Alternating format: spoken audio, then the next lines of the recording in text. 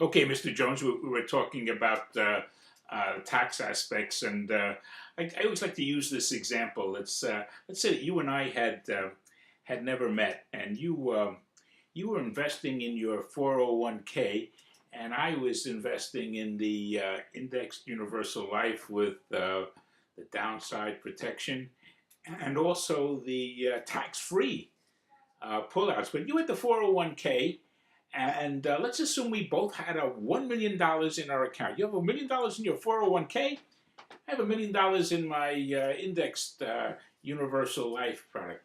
When you start to pull out money, and we both want to do this because we want to live on the income, we decide to pull out 10%. So I'm hoping, and you're hoping, that with the $1 million we have in there, 10% sounds like $100,000 that we'll have to spend and have a good retirement with. One problem for you, though, you're in the 401k, which, as you recall, is a tax-deferred vehicle, but now taxable when you start to pull money out. So you start to pull out the 10% of your $1 million, which in this example is $100,000, but you're subject to the taxes. Both federal and state taxes amount to approximately 35%. So what you get to keep after taxes is not $100,000, but is 35% less than that, or $65,000, and that's what you're going to base your retirement on. I, on the other hand, chose to invest, in this example, in the indexed universal life product. I decided to take 10% out of my $100,000, and if you recall, I was protected from the downside inflation, and importantly, I was protected and free of taxes, of all taxes.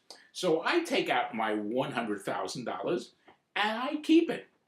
There are no taxes. You took out your $100,000 and got $65,000. So that's the difference, and that's the power between investing with a tax-free environment and a tax-deferred environment. Now, as you recall, we were looking at ways to find money, and we reviewed some of this. We went through some of your expenses, and I think you said you had a tax refund. You had a $5,000 tax refund, and you had some insurance policies that you indicated last time you would be open to switching to the indexed universal life if it was beneficial. You also had some 401k monies that you were putting away that was in excess of the match that you might want to use towards this. So let me make sure we're still comfortable with this. I think we indicated there were about $550 that was available, and we also agreed the need for an emergency fund. And I think we said, let's put the $50 of that let's put that $50 a month into the emergency fund, and then use the $500 to invest long term. And that's the key, to make it a long term investment. And we further said that you favored the indexed investing and the indexed universal life product. And the product that we favor in that area is with Aviva, or now Avina, I guess, life insurance company. It's an old line company. It's been around for more than 100 years, has billions of dollars in assets, and has good ratings, A and best ratings are A+, and all the other ratings are A or better. And then I'm going to go over this illustration with you. And if you look at this illustration, and I would show him the illustration, I would show him how his money grows tax deferred and how you can pull out the money. But I would say there's one real gotcha here, and the gotcha is you got to qualify for this stuff. Since it's a life insurance company, you have to qualify health-wise. And Avina's a pretty conservative company, got pretty strict rules. How's your health, Mr. Jones? Yeah? I've been in a hospital or a medical facility in the last 5 years? Uh-huh.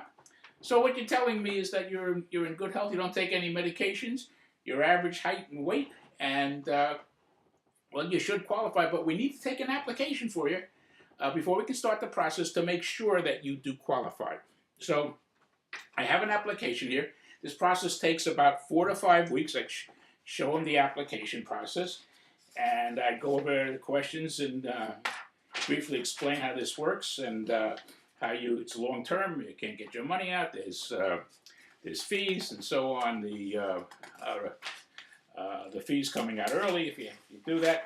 And then they'd say, okay, and so your program starts at $5,000 a year. You can write me a check for $5,000. I said, I'm only kidding. You only have to make the first month's payment. It's $500. You can make it, and then we'll put in $500 every month as we agreed.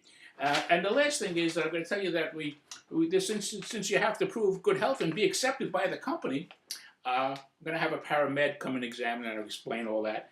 And then the other last thing I would say is, you remember we talked about the referrals? So I'm going to get my pad out and talk about referrals.